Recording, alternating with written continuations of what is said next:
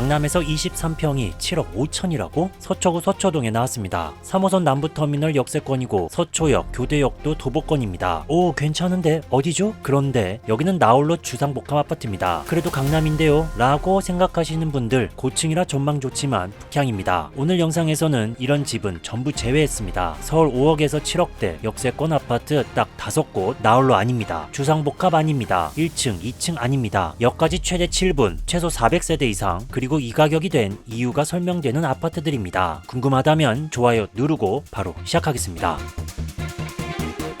좋아요 하신 분들 감사드립니다. 5위부터 출발하겠습니다. 5위는 노원구 상계동에 위치한 중계 센트럴파크입니다. 7호선 중계역 역세권이며 서쪽으로는 1호선 녹천역도 이용 가능합니다. 도보 약 6분 거리의 상천초등학교로 통학하며 전국 상위 7%, 서울 상위 48% 수준의 학교입니다. 단지 주변으로 학교가 밀집돼 있고 서쪽으로는 중랑천과 동부간선도로가, 그리고 단지 앞쪽엔 마들체육공원이 있습니다. 서울 3대 학원가 중 하나인 중계학원가를 이용할 수 있다는 점도 장점입니다. 중계 일대는 재건축과 공공정비 흐름이 동시에 진행되는 지역으로 직접적인 호재보다 주변이 바뀔수록 신축급 단지의 상대적 가치가 올라가는 구조입니다. 이 단지는 총 457세대 5개 동으로 구성됐으며 2016년도 준공된 단지입니다. 주차 대수는 세대당 1.03대입니다. 전용 26평에서부터 37평까지 있으며 현재 매물은 26평 101동 13층 남양 올 수리된 상태로 7억 8천만 원입니다. 방 3개, 화장실 둘, 3베이 판상형 구조입니다. 창문이 있는 넓은 다용도실은 장점이지만 주방에 창문이 없어 다용도실 문을 열어야 환기가 가능합니다. 침실 벽이 일부 튀어나온 구조도 아쉬운 부분입니다. 이 평형은 1년 전 대비 실거래가 약 1,000만 원 하락해 약 마이너스 1.3% 수준입니다. 약 3년 10개월 전 최고가 대비로는 약 1억 원 하락해 마이너스 11.63% 수준입니다. 중개생활권은 이미 인프라가 완성된 지역이라 새로운 호재가 급등을 만들기보다 수요를 오래 붙잡는 역할을 합니다. 주변 정비 사업이 진행될수록 노후 단지 교체 수요가 늘고 이 단지는 신축급 희소성으로 상대적 프리미엄이 커집니다. 즉 호재의 직접 수혜보다 주변이 변할수록 더 단단해지는 단지입니다. 2016년식 단지라 실거주 만족도와 하자 리스크 측면에서 안정성이 높습니다. 다만 가격대가 이미 7억 후반이라 하락폭이 크지 않고 싸게 사는 구간의 매력은 제한적입니다. 결론적으로 수익형보다는 안정적인 실거주 수요에 더 어울리는 단지입니다. 다음은 4위입니다. 금천구 독산동에 위치한 독산중앙하이츠빌입니다. 1호선 독산역 초역세권 단지이며 도보 8분 걸리는 두산초등학교로 등교합니다. 이 학교는 전국 상위 31%, 서울 상위 86%입니다. 그리고 주변 학교들이 확인되고 있고 단지 서쪽엔 안영천과 서부간선도로가 지나가며 동쪽으로는 홈플러스가 위치합니다. 독산중앙하이츠빌 일대는 신안산선 신독산역 개통 예정에 따라 역세권 고밀복합 개발과 교통망 확충이 동시에 진행되는 구간입니다. 여기에 독산 재개발과 인접한 광명하안동 대규모 정비 사업이 맞물리며 생활권 확장에 따른 동반 수혜가 기대되는 구조입니다. 여기는 554세대 7개 동 2004년에 준공됐고 주차 대수는 세대당 1.16대입니다. 33평 단일 평수로 구성됐으며 103동 탑층 남양에 매물호가 7억 5천만 원에 나왔습니다. 여기는 방 3개, 화장실 둘, 3베이 판상형 구조입니다. 이 평형은 1년 전 대비 실거래가 약 500만 원 하락해 마이너스 0.66% 수준입니다. 약 4년 6개월 전 최고가 대비로는 약 1억 1,417만원 하락해 마이너스 13.17% 수준입니다. 독산 생활권은 개발 호재가 한 번의 급등을 만들기보다 거주 수요 이동과 인프라 재편으로 가격이 움직이는 구조입니다. 역세권 3분 같은 기본기가 강한 단지는 호재가 진행될수록 수요가 붙는 속도가 빨라집니다. 따라서 이 단지는 호재 뉴스보다 실제 진행 속도가 중요한 단지입니다. 역까지 3분이고 33평 단일 타입이라 상품성과 희소성이 분명한 단지입니다. 다만 지역 선호와 학군 체감이 갈릴 수 있어 상승 탄력은 수요 유입 속도에 달려 있습니다. 결론적으로 실거주 기준에는 합리적이지만 투자 관점에서는 보수적 접근이 필요합니다. 이어서 3위입니다. 노원구 상계동에 위치한 두산 아파트입니다. 7호선 수락산 초역세권 단지, 서쪽으로는 1호선 도봉역이 있습니다. 단지 6분 걸리는 노일초등학교, 전국 상위 12%, 서울 상위 66%입니다. 그리고 초등학교 옆에 중학교도 확인되고 있고 단지 서쪽으로는 중랑천과 동부간선도로, 주변 야구장, 테니스 테니스장, 근린공원이 위치합니다. 상계동 두산은 가까운 대형 개발 호재는 없지만 7호선 수락산역 초역세권이라는 입지 자체가 이미 가치로 작동하는 구간입니다. 여기는 763세대 11개동 1994년에 준공됐고 주차 대수는 세대당 0.63대입니다. 18평에서부터 32평까지 있으며 오늘 소개되는 27평 A타입 백사동 12층 남향에 매물호가 5억 8천에 나왔습니다. 여기는 방 3개 화장실 둘 2베이 타워형 구조입니다.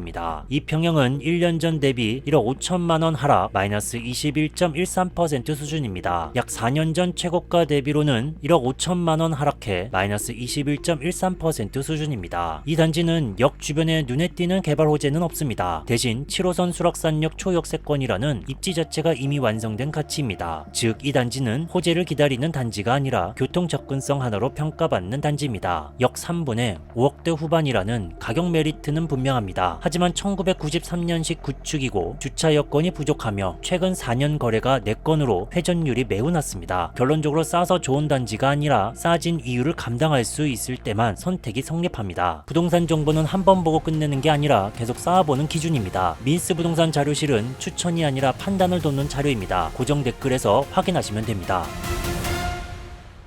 이어서 2위입니다. 성북구 상월곡동에 위치한 동아 에코빌 아파트입니다. 6호선 상월곡역 역세권 단지입니다. 단지 북쪽으로 도보 6분 거리는 월곡초등학교로 등교합니다. 여기 학교는 전국 상위 5%, 서울 상위 37%입니다. 단지 서쪽엔 동덕여자대학교, 역 근처엔 월곡중학교가 위치하며 오동공원과 월곡산이 북쪽에 위치합니다. 상월곡동 일대는 장위뉴타운과 월곡 정비 사업이 누적되며 주변 주거 환경이 단계적으로 개선되는 구조입니다. 여기는 1253세대 15개 동 2003년에 준공됐고 주차 대수는 세대당 1.27대입니다. 26평에서부터 42평까지 있으며 26평 A타입 114동 고층 남향에 7억 7천만 원에 나왔습니다. 이 매물만 있는 게 아니고 같은 A타입 112동 고층 동양 타입이 7억 3천에도 매물이 나왔습니다. 여기는 방 3개, 화장실 하나, 2베이 타워형 구조입니다. 이 평형은 1년 전 대비 2,500만 원 상승 약 4.1%